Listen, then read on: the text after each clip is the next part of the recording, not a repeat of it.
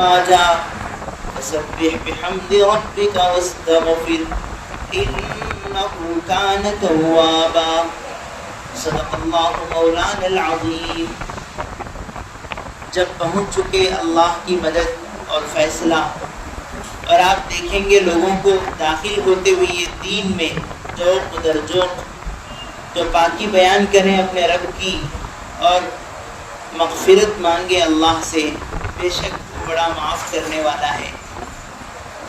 یہ سورہ اذا جاء نصر اللہ ہے، جسے ہم سورہ نصر کہتے ہیں۔ اس میں 3 آیتیں ہیں۔ اس سورت کا معمولی خلاصہ ترجمہ آپ سنیں۔ اللہ کہتے ہیں کہ جب اللہ کی مدد اور کامیابی آئے، اور اللہ ہمارے نبی کو یہ فرما رہے ہیں کہ جب آپ لوگوں کو اسلام میں، دین میں جماعتیں فوج در فوج اور غول کے غول آتے دیکھیں، تو آپ کیا کریں؟ فسبح بحمد ربک واستغفر، اپنے رب کی پاکی بیان کریں اور توبہ استغفار کریں، بے شک اللہ تعالیٰ بڑے معاف کرنے والے ہیں۔ سورہ نصر مدنی صورتوں میں سے ہے۔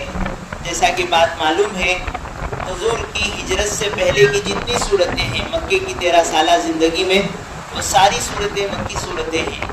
ہجرت کے بعد حضور کی جو زندگی ہے 10 سال کی مدینہ آنے کے بعد، اس پوری زندگی میں جتنی صورتیں نازل ہوئی وہ سب مدنی صورتیں ہیں، اگرچہ وہ اترنے کی جگہ کچھ اور ہو۔ چنانچہ یہ سورہ نصر مدنی صورتوں میں سے ہے، حالانکہ یہ اتری ہے۔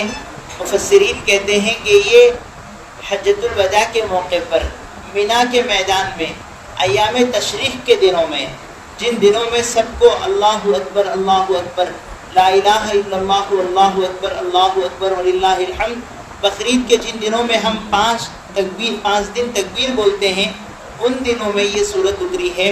اترنے کی جگہ مکہ ہے، اس کے باوجود چونکہ ہجرت کے بعد اتری ہے، اس لیے اس کو مدنی صورت کہتے ہیں۔ بعض علماء نے لکھا ہے کہ اس صورت کے نازل ہونے کے بعد ہمارے آقا صلی اللہ علیہ وسلم 80 دن دنیا میں حیات رہے، اس کے بعد آپ کا انتقال ہو گیا۔ چنانچہ عبداللہ ابن عباس رضی اللہ تعالیٰ آپ نے اپنے ایک ساتھی کو بلا کے پوچھا، یہ بتاؤ قرآن کی سب سے آخری صورت کون سی ہے؟ نازل ہونے کے اعتبار سے مکمل جو صورت آخر میں اتری ہے وہ کون سی صورت ہے؟ تو انہوں نے کہا کہ میرے علم کے مطابق اذا جاء نصر اللہ ہے۔ حضرت عبداللہ ابن عباس نے فرمایا صدقتا، تم نے سچ کہا، سب سے مکمل صورت جو آخر میں اتری ہے وہ اذا جاء نصر اللہ ہے۔ اس کے بعد ترتیب ہے کہ الیوم اکملت لکم دینکم واتممت علیکم نعمتی ورضیت لکم الاسلام دینا، یہ آیت اس کے بعد اتری ہے۔ اس کے بعد لقد جاءکم رسول من انفسکم، یہ آیت اتری ہے۔ اور سب سے اخیر میں جو قرآن کی آیت اتری ہے ہمارے پیغمبر پر، واتقوا یوما ترجعون فیہ الی اللہ، سورہ بقرہ کے آخری 2 صفحوں سے پہلے یہ آیت ہے۔ اس آیت کے نازل ہونے کے بعد 1 ہفتہ ہمارے نبی دنیا میں رہے، 7 دن کے بعد ہمارے نبی کا انتقال ہو گیا صلی اللہ علیہ وسلم۔ اس صورت میں اللہ کی طرف سے ہمارے آقا کو یہ بتایا گیا ہے اذا جاء نصر اللہ والفتح، جب اللہ کی مدد اور کامیابی آئے، اور آپ لوگوں کو دیکھیں کہ اسلام میں جماعتیں بن کے آ رہے ہیں، تو آپ اپنے رب کی پاکی بیان کریں، توبہ استغفار کریں، بلا شبہ اللہ تعالیٰ توبہ قبول کرنے والے ہیں۔ اس میں فتح سے کون سی فتح مراد ہے؟ اللہ فرما رہے ہیں کہ جب فتح اور کامیابی آ جائے، سب مفسرین کا کہنا ہے اس سے مراد مکے کا فتح ہونا ہے، مکہ فتح ہونا ہے۔ ہم سب کو معلوم ہے ہمارے آقا 10 سال مکے میں رہے، اور آپ کو ایسے حالات سے، ایسے قربانیوں سے گزرنا پڑا کہ اللہ کے نبی کو مکہ چھوڑ کر مدینے جانے پر مکے والوں نے مجبور کیا۔ پیغمبر جس وقت مکے سے جا رہے ہیں، اللہ کے حبیب کا دل بڑا دکھیا ہے۔ مشکات کی حدیث میں ہے ہمارے نبی نے مقام حضورہ میں کھڑے ہو کر مکے کو، کعبے کو دیکھ کے کہا، پوری سرزمین میں سب سے محبوب جگہ تو میرے لیے ہے، اگر میری قوم مجھے نہ نکالتی میں تجھے چھوڑ کے کبھی نہیں جاتا۔ ہمارے آقا بڑے درد بھرے انداز میں مکہ چھوڑ کے گئے ہیں، اور آخری رات میں آپ نے کعبۃ اللہ کے قریب آ کر عثمان ابن طلحہ الشیبی ان سے پوچھا کعبے کی چابی دے دو نا 2 رکعت نماز پڑھ کے جاؤں. تو انہوں نے ہمارے پیغمبر کو ایمان کی دولت نہیں تھی، بڑی ذلت سے حقیر نظروں سے دیکھا. محمد تیری یہ حیثیت ہے کہ تو کعبے کی چابی مانگتا ہے. ہمارے نبی کا بہت دل دکھا. آپ نے کرانِ نماز ادا فرما لی اور جاتے ہوئے آپ نے کہا عثمان وہ دن بھی یاد رکھنا، ایک وقت آئے گا کہ چابی میرے ہاتھ میں ہوگی، تم نیچے کھڑے ہوگے، اللہ وہ دن بھی دکھانے والے ہیں. بہرحال ہمارے آقا مدینہ ہجرت فرما گئے اور آپ مدینہ جانے کے بعد تقریباً 8 سال تک آپ علیہ السلام پہ حالات رہے. اور حدیبیہ صلح حدیبیہ ایک ہوا ہے سن 6 ہجری میں. اللہ کے حبیب صلی اللہ علیہ وسلم اور مکے مدینے کے درمیان میں ایک کمپرومائزنگ کی بات ہوئی سن 6 ہجری میں کہ ہمارے اور تمہارے درمیان 10 سال تک لڑائی نہیں ہوگی اور ہم اور تم جس کے ساتھ چاہے دوستی کر سکتے ہیں. یہ معاہدہ ہوا حدیبیہ کا. ایک تفصیلی قصہ ہے سورہ فتح کے ابتدا میں اس کی تفسیر آتی ہے کہ صلح حدیبیہ کیا ہے. بہرحال اس صلح کے بعد دونوں کے درمیان یہ بات طے ہوئی کہ جو قبیلہ جس سے جڑنا چاہے، مدینے سے جڑنے والے مدینے سے جڑیں، مکے سے جڑنے والے مکے سے جڑیں، کوئی کسی کو ستائے گا نہیں، تکلیف نہیں دے گا. اس صلح حدیبیہ کے بعد مدینے میں لوگ آنے لگے اور حضور کے نبی کے اور صحابہ کے اخلاق کو دیکھ کر ایک بڑا مجمع مسلمان ہونے لگا. بہرحال مکے میں 2 قبیلے مکے کے اطراف کے میں تھے، بنو خزاعہ اور بنو بکر. ایک قبیلہ مدینے سے جڑ گیا، ایک قبیلہ مکے سے جڑ گیا. جو قبیلہ حضور اور مدینے کے ساتھ جڑا تھا اس قبیلے کو دوسرے قبیلے والوں نے بہت ستایا، حتیٰ کہ ان کے 13 آدمیوں کو قتل کر دیا. جب یہ بات اللہ کے نبی کو معلوم ہوئی تو آپ علیہ السلام نے یہ بتایا کہ مکے والوں نے جو معاہدہ وعدہ کیا تھا لڑائی نہیں کرنے کی خود سے توڑ دیا ہے، اب اللہ خیر ہی فرمائیں گے. انہی دنوں میں مکے والوں کو بڑا افسوس ہوا کہ ہمیں محمد کے ساتھ یہ نہیں کرنا چاہیے تھا صلی اللہ علیہ وسلم، ہم نے دھوکہ دیا ہے. اور وہ ڈر گئے کہ پتہ نہیں کیا ہوگا. ابو سفیان جو ابھی مسلمان نہیں ہوئے تھے، ابو سفیان کو انہوں نے مدینہ بھیجا، جاؤ پیغمبر کو کسی طرح بات کر کے آؤ، محمد سے صلح کی بات کر کے آؤ. ابو سفیان آئے، اللہ کے نبی صلی اللہ علیہ وسلم کے پاس بہت دیر بیٹھے رہے، آپ نے کوئی جواب نہیں دیا. سیرت کی کتابوں میں ہے بڑا عجیب و غریب قصہ ہماری ماں بہنوں کے لیے کہ ابو سفیان حضور سے ملنے سے پہلے اپنی بیٹی کے پاس گئے. بیٹی ہیں ام حبیبہ، اللہ کے نبی کی بیوی ہیں، ایمان لا چکی تھی. ام حبیبہ کے پاس گئے. ابو سفیان آتے ہی، والد آتے ہی ام حبیبہ نے نبی کا جو بستر اور جو چادر تھی اس کو لپیٹ دیا. ابو سفیان تھوڑی دیر کے لیے حیران ہو گئے اور بعض علماء نے کہا ابو سفیان نے یہ پوچھا بیٹی یہ بتا کہ میں بستر کے قابل نہیں ہوں یا یہ بستر میرے قابل نہیں ہے، اکرام میں لپیٹی ہو یا مجھے حقیر سمجھ کے لپیٹی ہو. ام حبیبہ نے کہا تم بت پرست ہو، بتوں کی پوجا کرتے ہو، میرے آقا کا میرے محبوب نبی کا بستر پاک ہے، اس پہ بیٹھنے کے تم لائق نہیں ہو. ام حبیبہ کا ایک جواب سن کر ابو سفیان حیران ہو گئے. انہوں نے کہا میرے سے جدا ہونے کے بعد تمہارے ساتھ کچھ اور ہی ہو گیا ہے. اس کے بعد وہ حضور کے پاس گئے اور کہا مکے والوں کے ساتھ نرمی کریں، جو کچھ دھوکہ ہو گیا، ہم نے جو کچھ عہد توڑا، وعدہ توڑا، آپ ذرا اس بارے میں نرمی کریں. آپ نے کوئی جواب نہیں دیا.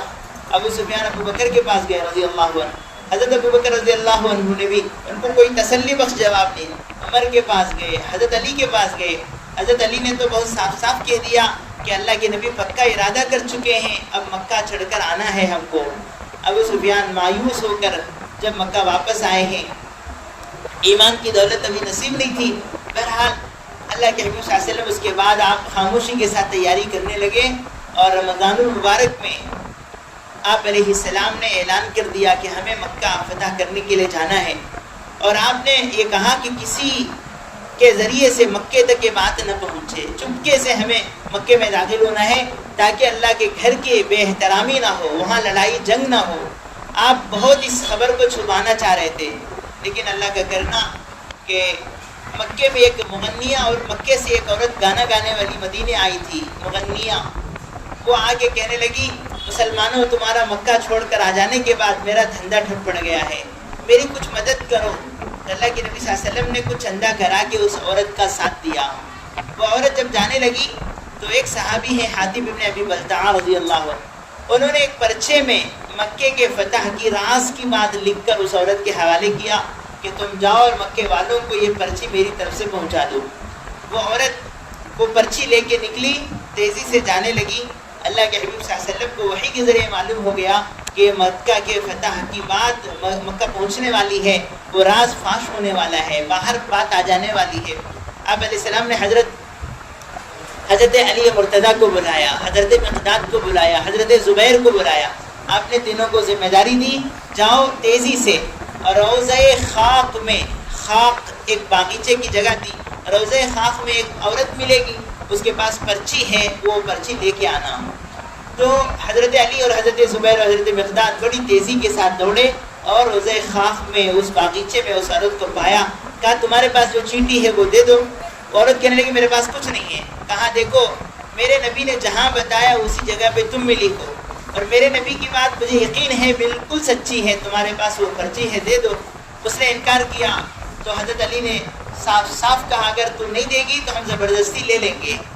تو وہ عورت پریشان ہو گئی اور اپنا چونڈا کھول کر چونڈی میں سے نکال کے ایک پرچہ حضرت علی کے حوالے کیا۔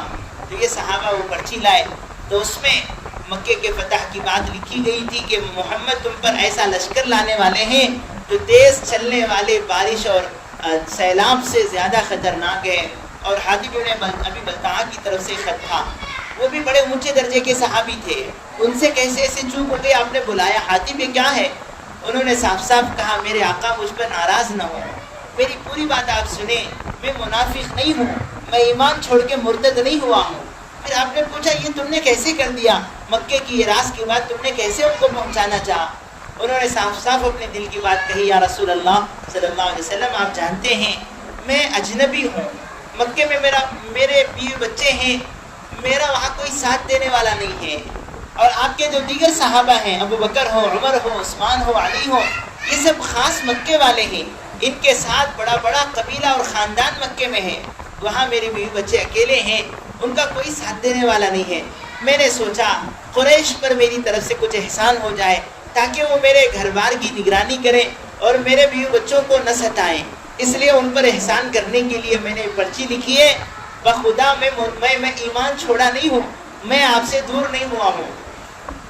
اللہ کے حبیب صلی اللہ علیہ وسلم کے سامنے حضرت عمر بیٹھے ہوئے تھے، حضرت عمر جلال میں آ گئے، انہوں نے فرمایا اذن لی یا رسول اللہ اضرب عنق ھذا المنافق، میرے نبی اجازت دیں میں ان کی گردن اڑا دوں، میں اب حاتب بن ابی بلتعہ کی گردن اڑا دوں۔ آپ علیہ السلام نے عمر کو ڈانٹا، کہا عمر خاموش رہے، یہ جو کچھ کہا ہے بالکل سچ کہا ہے، اس میں یہ بیچارہ سچا ہے، پکا ہے، اسے معاف کر دینا ہے۔ آپ نے فرمایا عمر جانتا نہیں ہے حاتب بدرین میں سے ہے، بدری صحابہ کے بارے میں اللہ کا اعلان ہے ان کے اگلے پچھلے سارے گناہ معاف ہیں۔ حضرت عمر رونے لگے اور اللہ کے نبی سے معافی مانگا، تو اللہ کے حبیب صلی اللہ علیہ وسلم نے دعا مانگی کہ اللہ میں مکہ جا رہا ہوں فتح کرنے کے لیے، یہ بات کسی کو معلوم نہ ہو، اللہ خاموشی کے ساتھ آپ کا وہ مقدس گھر فتح ہو جائے، مکہ مسلمانوں کے ہاتھوں میں آ جائے۔ اللہ کے نبی صلی اللہ علیہ وسلم کی دعا قبول ہوئی اور آپ نکلے، تو مکے مدینے سے جب نکلے ہیں، بعض روایات میں ہے کہ راستے میں لوگ جڑتے گئے، بنو سلیم والے اور ایسے ہی مختلف قبیلوں کے صحابہ جڑتے گئے، مکہ پہنچتے پہنچتے 10,000 کا مجمع تھا اور بعض روایات میں 12,000 کا مجمع تھا۔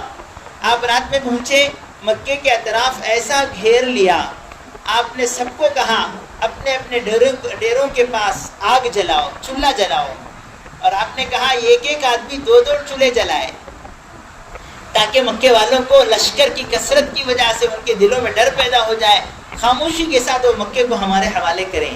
یہ جنگی تدبیر تھی، یاد رکھیں ہمارے نبی صلی اللہ علیہ وسلم کوئی دیوانے بھولے بھالے نہیں تھے، حضور علیہ السلام بہت ہوشیار، آپ علیہ السلام بہت دور سوچنے والے، آپ کی فراست کے سامنے بڑے بڑے سورما لوگ اور بڑے بڑے بہادر لوگ حیران ہوتے تھے، آپ علیہ السلام کی سوچ اتنی اونچی تھی، آپ نے 2 چولہے جلا کر مکے والوں پر وہ رعب و دبدبہ قائم کیا، مکے والے حیران ہو گئے کہ محمد اتنا بڑا لشکر ہمارے پاس لے کر آ گیا ہے، ہم مقابلہ نہیں کر سکتے۔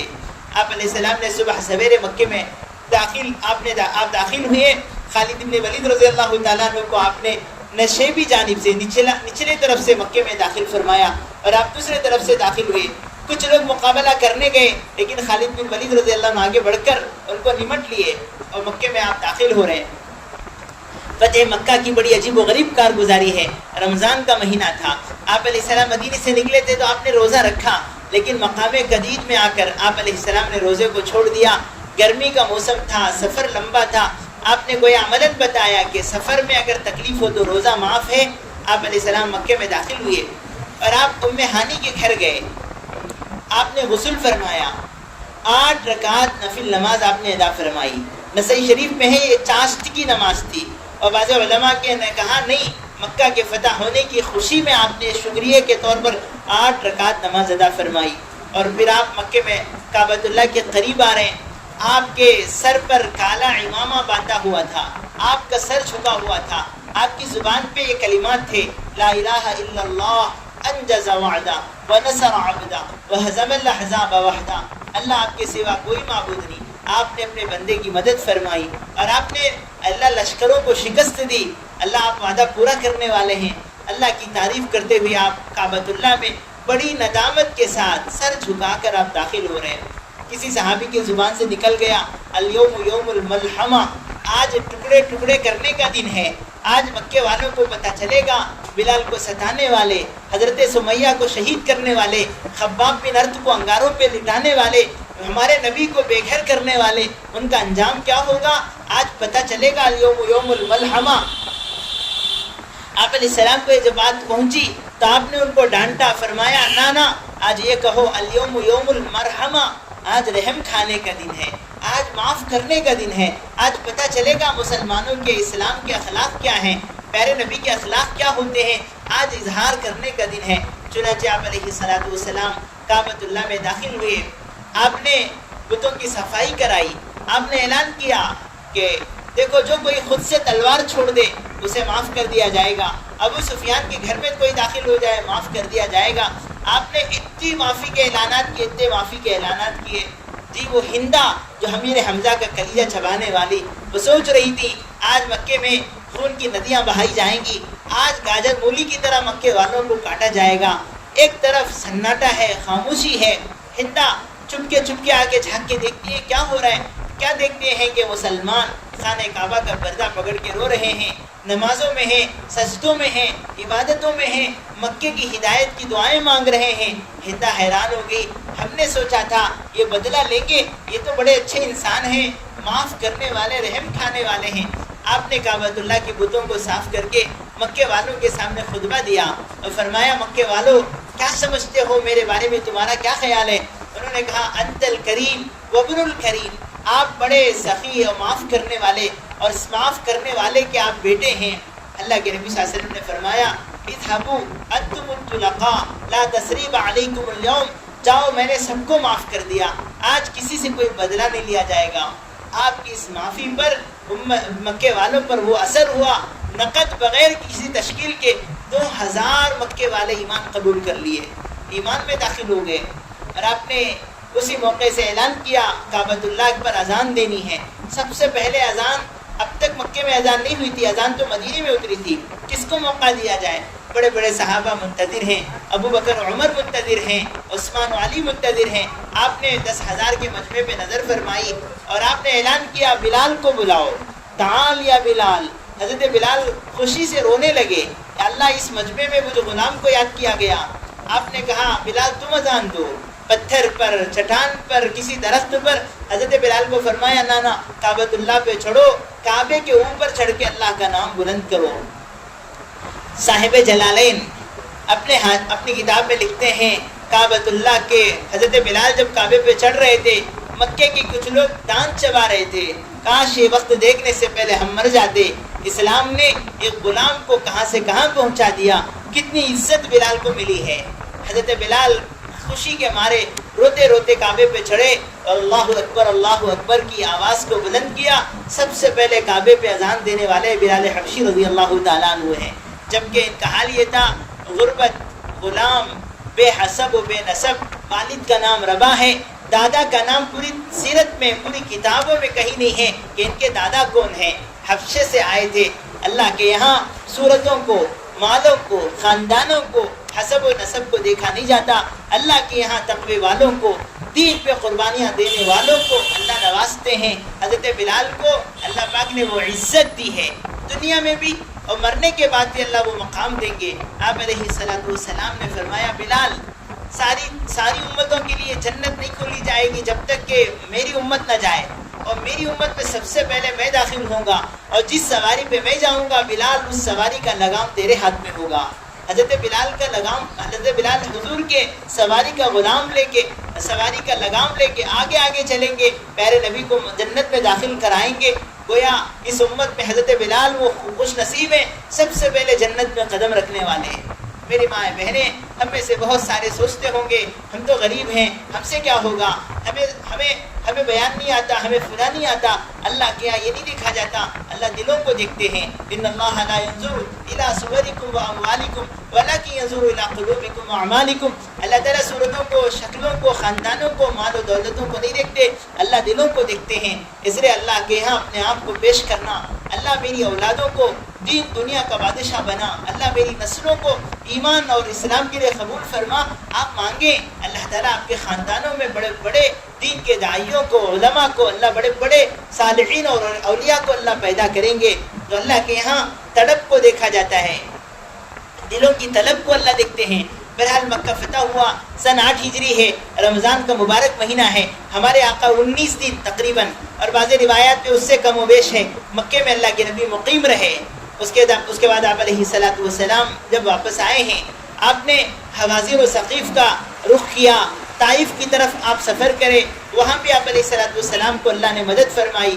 بہرحال یہ مکہ فتح ہونا عرب کے لیے بہت بڑی دلیل تھی کہ پیغمبر حق پر ہیں, ان کا دین سچا ہے.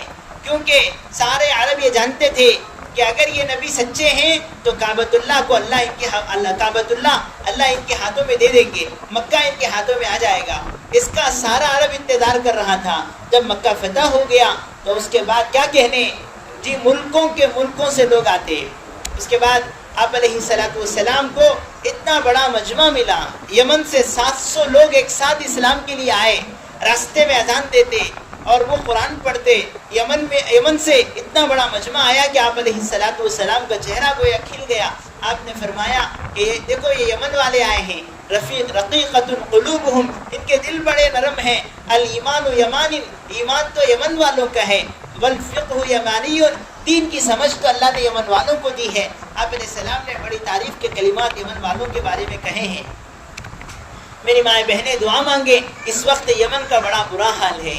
ظالم کمینہ اسرائیل یمن کے اوپر بھی باقاعدہ حملے کر رہا ہے, اور وہاں کے لوگ بھی بڑے ہمت والے ہیں, سمندروں میں رہ کر جی ان ظالموں کے چھکے چھڑا رہے ہیں. بہرحال یمن کے بارے میں ہمارے پیارے پیغمبر نے بڑے اونچے کلمات کے ساتھ ان کی تعریف فرمائی ہے. اس کے بعد جی ایک قبیلہ آتا, ایک دن میں 1000, 1200, 1500 لوگ ایمان میں داخل ہوتے. اللہ پاک نے فرمایا اذا جاء نصر اللہ والفتح, جب اللہ کی مدد آئے گی, کامیابی آئے گی, تو آپ دیکھیں گے لوگ جوق در جوق اسلام میں آئیں گے. وَرَأَيْتَ النَّاسَ يَدْخُلُونَ فِي دِينِ اللَّهِ أَفْوَاجًا, آپ لوگوں کو دیکھیں گے کہ فوج در فوج اسلام میں لوگ داخل ہوں گے. یہ صورت اتری ہے. بعض علماء نے کہا کہ اس صورت کے اترنے کے بعد جس دن یہ صورت اتری, حضرت عباس رضی اللہ تعالیٰ عنہ جو ہمارے پیارے نبی کے چاچا ہیں, حضور کے چاچاؤں میں 2 چاچاؤں کو ایمان نصیب ہے, حضرت حمزہ, حضرت عباس. بقیہ 7-8 چاچا اور تھے اللہ کے نبی کے جن کو ایمان نصیب نہیں ہوا. بہرحال حضرت عباس بڑے سمجھدار چاچا تھے حضور کے, وہ رونے لگے, کونے میں بیٹھ کے ان کو رونا آ گیا. لوگوں نے کہا کیوں روتے ہو, یہ صورت میں تو کامیابی اور فتح کی باتیں سنائی جا رہی ہیں. کہا نہیں, مجھے اس صورت میں میرے بھتیجے کے انتقال کی خبر معلوم ہو رہی ہے, نبی کے موت کی بات اس میں بتائی جا رہی ہے. لوگ حیران ہو گئے, حضرت عباس کیا کہہ رہے ہیں. چنانچہ ایسا ہی ہوا. آپ علیہ السلام نے خود فرمایا تو قد نعیت الی نفسی, اس صورت میں میری موت کی خبر سنائی گئی ہے. یعنی اللہ یہ بتا رہے ہیں کہ فتح آ جائے, کامیابی آ جائے, اور لوگ ایمان میں ذوق در ذوق آنے لگے. کیا مطلب, نبوت کی جس ذمہ داری کو لے کر آپ کو دنیا میں بھیجا گیا تھا, اب وہ ذمہ داری پوری ہو گئی. اب آپ اللہ کے پاس آنے کی تیاری فرما لیں, آپ کے کام کو امت سنبھال لے گی. اللہ پاک کی طرف سے گویا اس صورت میں حضور علیہ السلام کے دنیا سے پردہ فرمانے کا اشارہ ہے.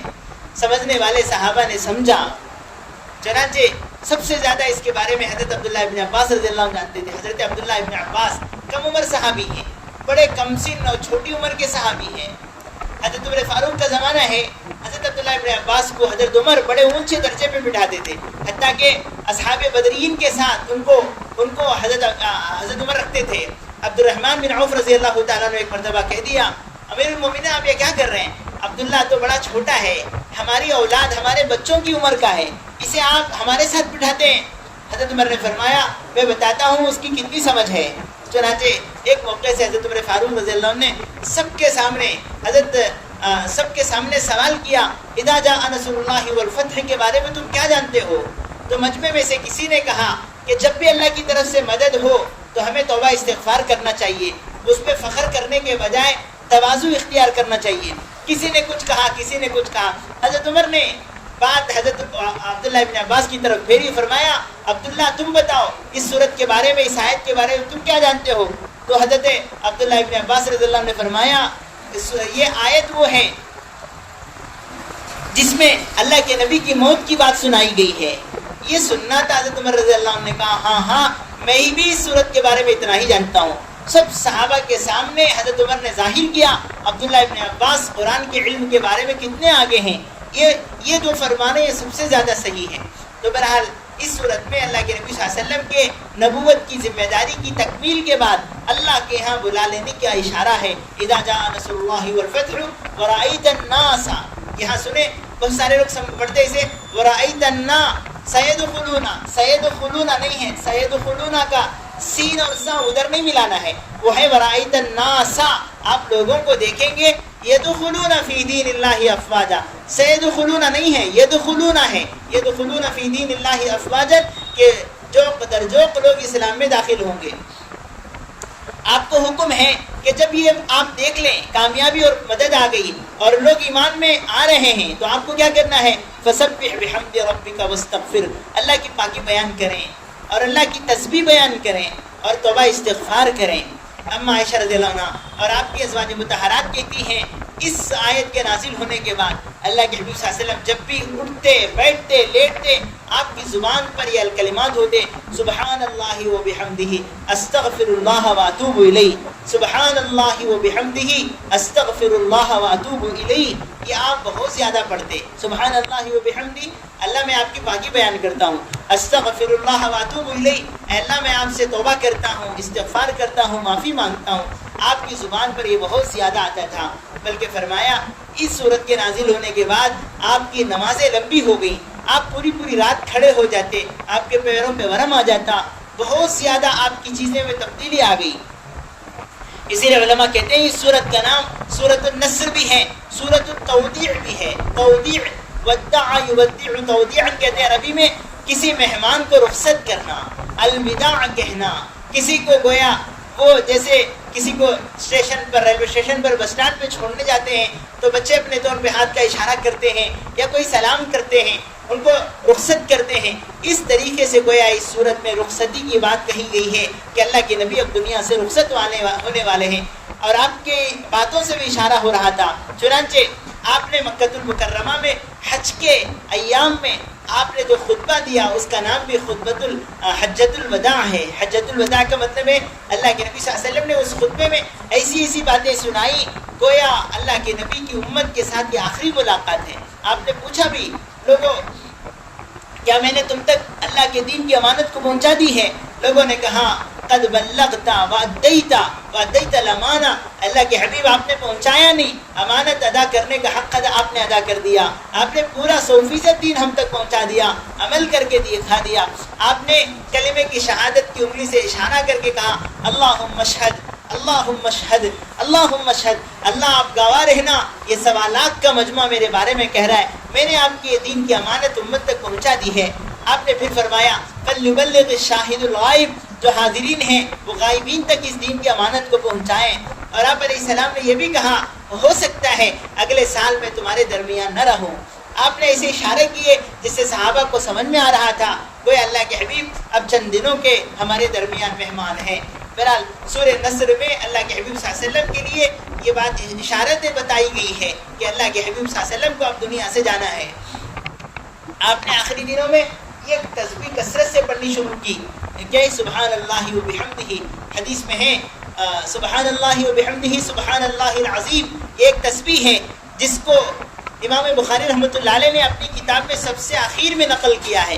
کلمتان حبیبتان الی الرحمن ثقیلتان فی المیزان خفیفتان علی اللسان سبحان اللہ و بحمدہ سبحان اللہ العظیم او کما قال. حضرت امام بخاری رحمۃ اللہ علیہ نے اس حدیث کو لایا ہے. دو کلمے ہیں، زبان پہ ہلکے ہیں، ترازو میں وزنی ہیں، رحمان کے پاس سب سے محبوب ہیں. وہ کلمات کیا ہیں؟ سبحان اللہ و بحمدہ سبحان اللہ العظیم. یہ بڑی بابرکت تسبیح ہے. حدیث میں ہے ساری مخلوق کو روزی اسی تسبیح کی برکت سے دی جاتی ہے. سبحان اللہ و بحمدہ سبحان اللہ العظیم. مائیں بہنیں اس تسبیح کو یاد کریں اور بار بار پڑھیں. اس کی برکت سے گویا اللہ کی طرف سے روزی کے دروازے آسان ہوتے ہیں. اور حدیث میں ہے کہ یہ کلمات قیامت کے دن اعمال نامے میں بڑے بھاری وزن میں تولے جائیں گے. سبحان اللہ و بحمدہ سبحان اللہ العظیم. اللہ کی پاکی ہے، اللہ کی تسبیح و تقدیس ہے اس میں. جیسا کہ ابھی روایت سنائی گئی، حضرت عمر نے جب پوچھا تھا مجمع سے صحابہ سے کہ اس صورت میں کیا بات ہے، تو انہوں نے کہا کہ جب اللہ کی طرف سے کوئی کامیابی اور مدد ملے ہمیں توبہ استغفار کرنا چاہیے، عاجزی و اختیار کرنا چاہیے. مائیں بہنیں ہمیں بھی یہ بتایا گیا ہے کہ اللہ کی طرف سے کبھی کوئی نصرت کا معاملہ ہو، کام بن گیا، مال حاصل ہو گیا، رکا ہوا کوئی کام مکمل ہو گیا، بچہ ایگزام میں کامیاب ہو گیا، بچی بہت آگے چلے گئی، اللہ نے بیٹیوں دامادوں کو اچھی زندگی دی ہے، ہمیں فخر سے سر اٹھانا نہیں ہے، عاجزی سے اللہ کے سامنے سر جھکانا ہے، سجدہ کرنا ہے. مکہ فتح ہو رہے، پیارے نبی پر عجیب حال طاری ہے. اللہ کے نبی سر جھکا کے اللہ کی تعریف کرتے ہوئے، اللہ کی بڑائی بیان کرتے ہوئے مکے میں داخل ہو رہے. تو ہمیں بڑی سی بڑی کامیابی ملے، ہم شان نہیں بگاڑیں گے، ہم سر جھکا کے اللہ کے سامنے سجدہ کریں گے. علماء نے لکھا ہے کسی نعمت کے ملنے پر شکریہ ادا کریں، 2 رکعت صلاۃ الشکر پڑھیں، اللہ اس نعمت میں برکت بھی دیں گے، اس نعمت کو باقی بھی رکھیں گے، اس نعمت پر اللہ اضافہ بھی فرمائیں گے. اس لیے ان دنوں میں ابھی 10th کا رزلٹ آنے والا ہے، انٹر کے نتائج آ گئے. شاید جب بھی ایسے کوئی نتائج کے معاملے آ جائیں، بچوں کی کامیابی کی باتیں معلوم ہوں، تو 2 رکعت شکر کی نماز پڑھ کے سجدے میں سر رکھ کے پیشانی زمین پہ رگڑ کے اللہ کے سامنے اللہ کی تعریف کریں.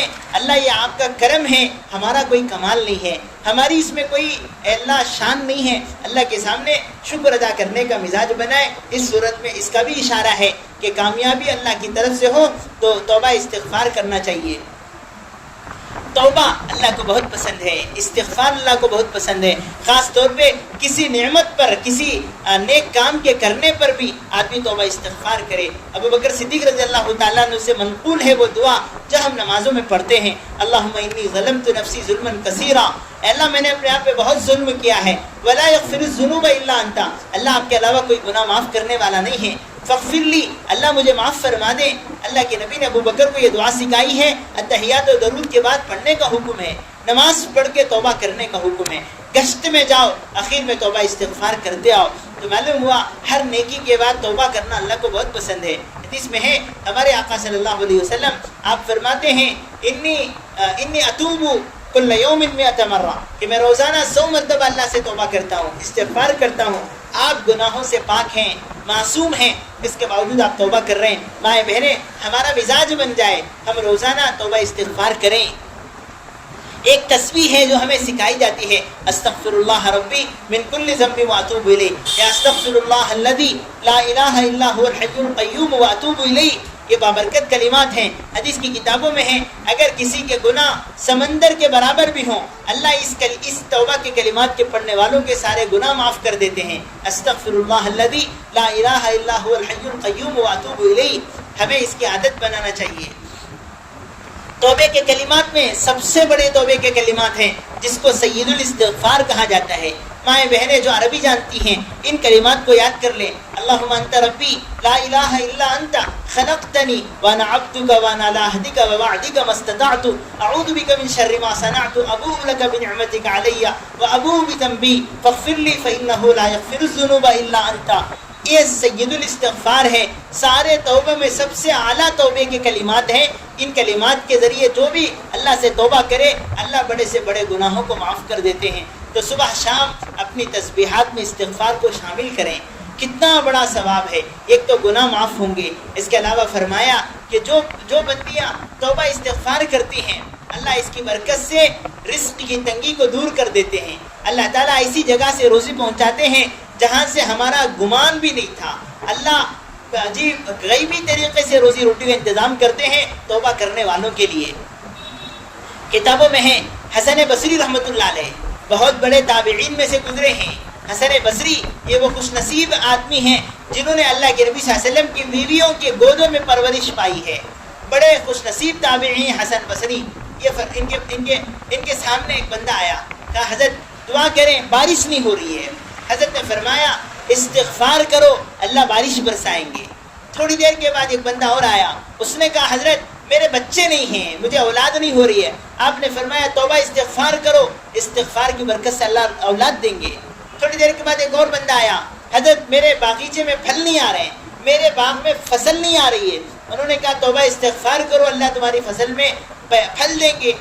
تو جو خادم بیٹھے تھے، ساتھی بیٹھے تھے، انہوں نے کہا حضرت یہ کیا ایسی گولی ہے جیسے کوئی کہے کہ ہمارے یہاں پیراسیٹامول وہ سرور روگ ہے نواری نہیں ہے، ساری بیماریوں کا اس میں توڑ ہے، یہ کیا ہے کہ آپ کوئی اولاد کے لیے دعا کر رہے ہیں توبے کی بات کر رہے ہیں، بارش کے لیے آپ توبے کی بات کر رہے ہیں، فصل کے لیے آپ توبے کی بات کر رہے ہیں۔ فرمایا میں نہیں کہہ رہا ہوں، میرا اللہ کہہ رہا ہے۔ انہوں نے سورہ نوح کی آیتیں پڑھ کر سنائی۔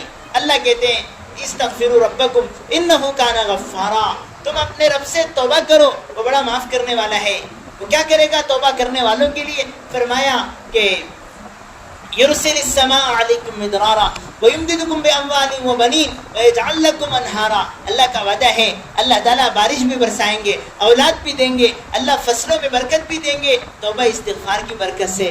مائیں بہنیں اس وقت ہمارا مزاج بن جائے، ہم اپنے مبارک تسبیحات میں اس کو شامل کر لیں، استغفر اللہ ربی یا استغفر اللہ الذی لا الہ الا ہو، یا کم از کم استغفر اللہ، بلکہ بعض علماء نے کہا استغفر اللہ کے بجائے نستغفر اللہ بولو، ساری امت کی نیت کرو اللہ ہم سب کے لیے معافی مانگتے ہیں۔ اللہ اس وقت میں امت گرمی سے پریشان ہے، اس کے علاوہ امت کا بڑا مجمع آم کے باغات لے کے اللہ کے خزانوں پہ امید لے کے بیٹھا ہے، اللہ فصلیں آئیں گی، ہمارے قرضے ادا ہوں گے، اللہ ہمارے مسئلے حل ہوں گے۔ فرمایا اس کے لیے ہر گھر گھر سے توبہ استغفار ہو۔ عجیب ہے اللہ پاک نے قرآن میں ایک آیت اتاری ہے جو عذاب سے بچنے کا ذریعہ ہے۔ اللہ کے عذاب سے بچنے کے دو راستے قرآن میں بتائے گئے ہیں۔ ایک تو فرمایا وما كان الله ليعذبهم وانت فيهم وما كان الله معذبهم وهم يستغفرون۔ دو چیزیں جب تک امت میں ہوں گی اللہ کا عذاب نہیں آئے گا۔ ایک چیز تو اللہ نے فرمایا میرے محبوب جب تک آپ امت میں زندہ ہیں میں آپ کی امت میں عذاب نہیں بھیجوں گا۔ حضور کا دنیا میں رہنا فرمایا اللہ کے عذاب سے بچنے کا ذریعہ ہے۔ اب اللہ کے نبی تو دنیا میں نہیں ہیں، پھر فرمایا وما كان الله معذبهم وهم يستغفرون، جب تک میرے بندے استغفار کرنے والے دنیا میں ہوں گے توبہ استغفار کرنے والوں کی برکت سے میں عذاب کو روک لوں گا۔ اس لیے مائیں بہنیں اپنے گھروں میں مزاج بنائیں، ہم توبہ استغفار کریں۔ کوئی بھی کلمات آیت کریمہ ہے لا الہ الا انت سبحانک انی کنت من الظالمین، یہ بھی توبہ کا کلمات ہیں۔ استغفر اللہ یا نستغفر اللہ، یا جیسے سید الاستغفار بتایا گیا، کسی کلمے کے ذریعے کچھ نہ آئے عربی نہ آئے ہاتھ اٹھا کے اللہ کو اپنی زبانوں میں کہیں اللہ ہم گنہگار ہیں، پاپی ہیں، اللہ ہماری نافرمانیوں کی انتہا نہیں ہے، آپ کی مہربانیوں کی حد نہیں ہے، اللہ معاف فرما دے۔ اللہ تعالیٰ کو معافی مانگنے والے بہت پسند ہیں، اللہ کو بڑا اچھا لگتا ہے کوئی بندہ اللہ کے سامنے توبہ کرے۔ اس کے لیے اس صورت میں ہم کو پیغام ہے ہم توبہ کریں، استغفار کریں، اللہ کو توبہ بہت پسند ہے۔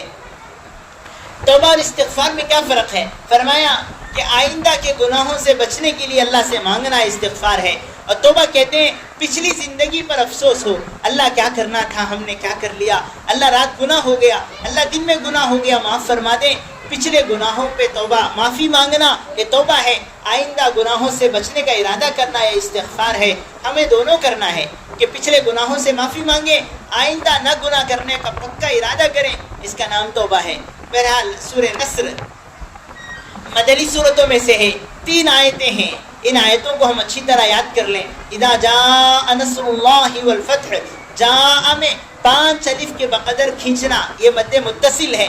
اذا جاء نصر اللہ والفتح، والفتح اگر ملائیں گے تو والفتح پڑھیں گے، اگر رک گئے سانس توڑ دیے والفتح ہا پر ساکن کریں گے.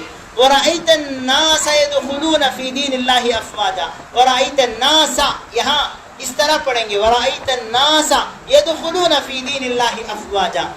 فَسَبِّحْ بِحَمْدِ رَبِّكَ وَاسْتَغْفِرْهُ، وَاسْتَغْفِرْ نہیں ہے، آگے ہا بھی پڑھنا ہے، وَاسْتَغْفِرْ ہا کو ساکن کرنا ہے، یا ملا کے پڑھیں گے وَاسْتَغْفِرْهُ إِنَّهُ كَانَ تَوَّابًا، اس طرح پڑھنا ہے. یہاں عجیب و غریب قصہ لکھا ہے حضرات مفسرین نے. حضرت جابر بن عبداللہ رضی اللہ تعالیٰ ان کے ایک پڑوسی سفر میں گئے تھے، واپس آئے عرصے کے بعد. اللہ کے نبی صلی اللہ علیہ وسلم دنیا سے غالباً رخصت ہو گئے تھے. وہ آئے ان کے پڑوسی، ان کے ساتھی، انہوں نے حضرت جابر بن عبداللہ سے پوچھا کیا حال ہے لوگوں کا، ہم جب گئے تھے آنے کے بعد کیا فرق پڑا ہے. حضرت جابر بن عبداللہ رونے لگے. انہوں نے کہا کہ سورہ نصر میں یہ کہا گیا ہے وَرَأَيْتَ النَّاسَ يَدْخُلُونَ فِي دِينِ اللَّهِ أَفْوَاجًا، کہ لوگ فوج در فوج، جوق در جوق، جماعتوں کی جماعتیں اسلام میں داخل ہوں گی. پھر فرمایا کہ دخل الناس افواجا وسيخرجون منه افواجا، ان قریب ایسا زمانہ آنے والا ہے جیسے جماعتیں اسلام میں آئی ہیں ویسے ہی جماعتیں بن کر لوگ بڑے بڑے مجمع کے ساتھ مرتد ہو جائیں گے، ایمان چھوڑ دیں گے، اسلام سے باہر نکل جائیں گے. میری ماں بہنیں، آج وہ دور ہے، آج وہ زمانہ ہمارے سروں پر ہے کہ ایمان لانے والے کم ہیں، ایمان چھوڑنے والے بہت زیادہ ہیں. روزانہ کارگزاریاں آتی ہیں، ہماری جوان بچی ایمان چھوڑ کے چلے گی، ہمارا جوان بچہ ایمان چھوڑ کے مرتد ہو گیا. اللہ معاف فرمائے. ایمان کا بچانا آج کے زمانے میں بہت مشکل ہوتا جا رہا ہے. خاص طور پہ جو جوان بچے بچیاں موبائلوں پر ہیں، یوٹیوب پہ بیانات سنتے ہیں، ان کی خدمت میں ہماری باتیں ہیں. یاد رکھیں یوٹیوب پر ایمان بڑھانے والے کم ہیں، ایمان کے لٹیرے زیادہ ہیں. آپ کو نظر آئے گا داڑھی ہے، پگڑی ہے، اچھے اچھے لباسوں میں ہیں، لیکن وہ حضور کے دشمن ہیں، اللہ کے نبی صلی اللہ علیہ وسلم کے ختم نبوت کے منکر ہیں. عجیب و غریب قسم کے فتنے اس وقت میں آ رہے ہیں، اور وہ فتنوں میں بڑا حصہ جو ہے وہ موبائل کے ذریعے آ رہا ہے. اس کے لیے اپنے جوان بچے بچیوں کو ان چیزوں کے بارے میں آپ چوکنا رکھیں. ہر ایک کا بیان سننے کا نہیں ہوتا، ہر ایک کا کوئی یوٹیوب کا کلپ وہ فارورڈ کرنے کا نہیں ہوتا. بہت سارے بیانات سن کر ہمارے نوجوان بچے اسلام اور ایمان کے بارے میں، حضور کے بارے میں ان کو ڈاؤٹ فل کر دیا جاتا ہے، ان کے دل میں شک و شبہے پیدا ہو جاتے ہیں. اگر کسی کو حضور پر، حضور کی سیرت پر، صحابہ پر، قرآن پر کوئی ڈاؤٹ آ گیا، ایمان میں ان کا کوئی حصہ باقی نہیں رہے گا. اس کے لیے آپ سنیں، ہم کچھ نام بولتے ہیں جن کے بیانوں کو سننا آج کے زمانے میں گناہ ہے. وہ بیانوں کو سنیں گے تو ہمارا ایمان خالی ہو جائے گا. ایک احمدی فتنہ ہے. احمدی فتنے کا مطلب یہ لوگ غلام احمد قادیانی کو نبی مانتے ہیں. ہمارے پیغمبر کے بعد کوئی نبی دنیا میں آنے والا نہیں ہے، اللہ کے نبی آخری نبی ہیں. لیکن یہ ایسا بدنصیب اور ایسا گمراہ فرقہ ہے جو کہتا ہے کہ نبی پرانے ہو گئے تھے، اس لیے پنجاب میں ایک نیا نبی پیدا ہوا. اس خبیث کا نام ہے مرزا غلام احمد قادیانی. احمدی جماعت بول کر یہ لوگ نیٹ پر کام کر رہے ہیں. لندن ان کا مرکز ہے. یہ لوگ آندھرا میں آ رہے ہیں، نندیال کے علاقے میں، اور ہمارے جو ابھی اجتماع ہوا ہے وہ علاقوں میں ان کی محنتیں ہو رہی ہیں. ایک بڑا مجمع مرتد ہو رہا ہے. رائے چور کے علاقے میں گاؤں کے گاؤں اللہ معاف فرمائے قادیانی بن رہے ہیں، ایمان چھوڑ کے مرتد ہو رہے ہیں. اللہ کے کرم ہے ابھی ہمارا علاقہ بڑا امن سے ہے، لیکن نہیں معلوم ہے ان کے فتنے کیسے آئیں گے. تو آپ اگر واٹ از دا اسلام کیا چیز ہے، اگر آپ گوگل پہ سرچ کریں گے سب سے پہلے سمجھانے کے لیے آپ کو یہ فرقے کا ویب سائٹ کھلے گا، احمدی فرقے کا. اللہ معاف فرمائے ہمارے بچوں کو معلوم نہیں ہوتا، بڑی آسانی کے ساتھ یہ لوگ گوگل سے اسلام جاننا چاہتے ہیں. ایمان اور دین کی باتیں وہ نیٹ سے سیکھنا چاہتے ہیں. 90% نیٹ یہودیوں کے ہاتھوں میں ہے، عیسائیوں کے ہاتھوں میں ہے. گمراہ ہو جائیں گے ہمارے بچے جو نیٹ سے دین سیکھنا چاہتے ہیں. تو غلام احمد قادیانی کے ماننے والے کافر ہیں، اگر کوئی ان کا فالوور بنے تو وہ بھی کافر ہو جائے گا. ایسے ہی آپ کو یوٹیوب پہ بیانات ملیں گے. گوہر شاہی کہہ کے، گوہر شاہی یہ کون بدنصیب انسان ہے؟ آپ کو اندازہ نہیں ہے کہ یہ وہ بدنصیب انسان ہے جس کے ماننے والے لا الہ الا اللہ نہیں بولتے، لا الہ الا ریاض بولتے ہیں۔ ریاض احمد گوہر شاہی کو یہ لوگ خدا مانتے ہیں۔ اللہ معاف فرمائے، مسلمانوں کا ایک بڑا طبقہ، ابھی ایک عورت اس کا شوہر، دونوں گوہر شاہی میں تبدیل ہو کر ایمان چھوڑ کے کافر بن گئے ہیں۔ ہمارے علاقوں کے اندر بھی یہ محنتیں ہو رہی ہیں۔ تو گوہر شاہی فتنہ یہ یوٹیوب کے ذریعے ہمارے سامنے آ رہا ہے۔ چھوٹی سی اتنی داڑھی ہے، اس کا پٹنتی گنڈو سر ہے، اور وہ اچھی باتیں بولتا ہے۔ ہمارے نوجوان بچے اس کے باتوں کو سنتے ہیں، یہ کافر ہے، اس کے باتوں کو سننا کفر کی طرف لے جاتا ہے۔ ایسے ہی آپ کو ایک بندہ ملے گا، انجینئر محمد علی مرزا، یہ نام لکھ کے رکھ لیں۔ یہ بندہ پگڑی پہ ہے، امامہ باندھ کے ہے، اور بڑے اونچے داڑھی جھبے کے ساتھ یوٹیوب کے بیانات اس کے بڑے مشہور ہیں۔ ہماری بچیاں، نوجوان بچیاں اس کے یوٹیوب کے چینل کو سبسکرائب کی ہوئی، اس کے بیانات کو سنتی ہیں۔ یاد رکھیں، اس کے بیانوں کو سننا ہمیں گمراہ کر دیتا ہے۔ یہ بندہ صحابہ کو نہیں مانتا، یہ بندہ قرآن کی آیتوں میں منمانی باتوں کو سناتا ہے۔ تو انجینئر محمد علی مرزا کے بیانات کو سننا ہمارے بزرگوں نے منع کیا ہے، اس سے آپ بچیں۔ اس کے علاوہ آپ کو یوٹیوب پہ ایسے لوگ ملیں گے۔ شکیل بن حنیف یہ بندہ ہے، یہ کہتا ہے کہ میں عیسیٰ بن کے آیا ہوں۔ اب بھی یہ مہاراشٹرا میں ہے، اس کے اوپر بیعت کرنے کے لیے ایک بڑا مجمع ہمارے ہندوستان کے جگہ سے لوگ آ رہے ہیں۔ شکیل بن حنیف، شکیلی اس کو کہا جاتا ہے۔ اس کے ماننے والوں کے ایمان کے بارے میں خطرہ ہے، کیونکہ یہ لوگ ہمارے نبی کی باتوں کو چھوڑ کر اسے عیسیٰ ماننے لگے ہیں، اسے امام مہدی ماننے لگے ہیں۔ تو ایسے بہت سارے فتنے یوٹیوب کے راستے سے ہمارے بچوں کے سینوں میں منتقل کیے جا رہے ہیں۔ ایسی چیزوں سے آپ بچیں۔ کسی کا بیان آپ کو سننا ہو، آپ سنیں مولانا طارق جمیل صاحب کا بیان، آپ سنیں پیر ذوالفقار صاحب رحمۃ اللہ علیہ کا بیان، تقی عثمانی صاحب کا بیان۔ آپ ایسے بہت سارے نیک علماء ہیں جن کے بیانوں کو سننے سے ہمارا ایمان تازہ ہوتا ہے۔ لیکن اس کے علاوہ بہت سارے گمراہ لوگ بھی بیانوں کے شکل میں آ کر ہمارے نوجوانوں کے ایمانوں کو لوٹ رہے ہیں۔ آپ ایسی چیزوں سے دور رہیں۔ بہرحال آج کا زمانہ ایمان کا بچانا بڑا مشکل ہے۔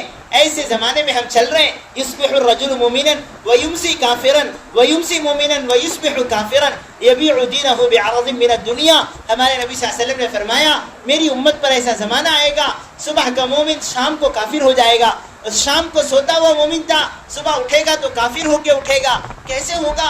حضرت شکیل حضرت احمد برکاتہ ہمارے کہتے ہیں ایسا ہی ہوگا کہ رات میں کسی کا بیان سنے اور کسی کی کوئی کلپ سنے حضور کے بارے میں، اما عائشہ کے بارے میں، قرآن کے بارے میں، کوئی گمان آ گیا، کوئی ڈاؤٹ آ گیا، ایمان چھوڑ کے وہ بندہ سو رہا ہے، ایمان چھوڑ کے کافر ہو کے وہ بندہ صبح اٹھ رہا ہے۔ اس کے لیے یہ موبائل کے فتنے سے اپنے آپ کو بہت بچائیں، ذرا دیکھ سمجھ کے ہم کسی دین کی باتوں کو لیں۔ فرمایا نیٹ سے دین لینے والے، نیٹ سے دین حاصل کرنے والے، نیٹ سے مسائل سیکھنے والے، ان کا حال ایسا ہے۔ امام شافعی نے بہت پہلے بتایا تھا کہ اندھیرے میں جا کر کوئی جنگل میں لکڑیاں چنے، اسے معلوم نہیں ہوتا جس لکڑی کو میں پکڑ رہا ہوں یہ لکڑی ہے کہ سانپ ہے، معلوم نہیں ہوتا۔ ایسے ہی انٹرنیٹ سے بیانات اور انٹرنیٹ سے دین سیکھنے والے، ان کو معلوم نہیں ہے یہ بات ایمان کی ہے کہ یہ بات کفر کی ہے۔ ایسے میں ہم سب کو بچنا چاہیے۔ بہرحال سورہ نصر کی 3 آیتیں ہیں۔ مفسرین نے لکھا ہے جو ایک مرتبہ سورہ اذا جاء نصر اللہ پڑھ لے، اللہ اسے 1 ربع قرآن پڑھنے کا ثواب دیں گے۔ 1 پاؤ قرآن کے 4 حصے کیے جائیں، مثال کے طور پہ 7.5 پارے، 1 مرتبہ اذا جاء نصر اللہ پڑھنے سے گویا 1 پاؤ قرآن 7.5 پارے قرآن پڑھنے کا ثواب اللہ نصیب کریں گے۔ اس لیے ہمیں ان صورتوں کا اہتمام، اس صورت کو کثرت سے پڑھنے کی عادت بنانا چاہیے۔ اس صورت کے الفاظ کو آپ درست کریں۔ چھوٹی سی صورت ہے لیکن اس میں بہت سارے علم کی، حکمت کی باتیں ہیں۔ اللہ کرے اللہ ہم سب کو ان باتوں کو سمجھنے کی اور اللہ عمل کرنے کی ہم سب کو اللہ توفیق عطا فرمائے۔ ایک بار دوبارہ اس صورت کو سن لیں۔ بسم اللہ الرحمن الرحیم۔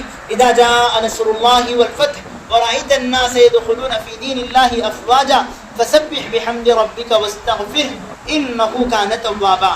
جب اللہ کی مدد آئے اور کامیابی آئے اور آپ لوگوں کو دیکھیں کہ اسلام میں، دین میں جوق در جوق داخل ہو رہے ہیں، تو آپ اپنے رب کی پاکی بیان کریں اور توبہ کریں۔ بلا شبہ اللہ تعالیٰ معاف کرنے والا ہے، توبہ کو قبول کرنے والا ہے۔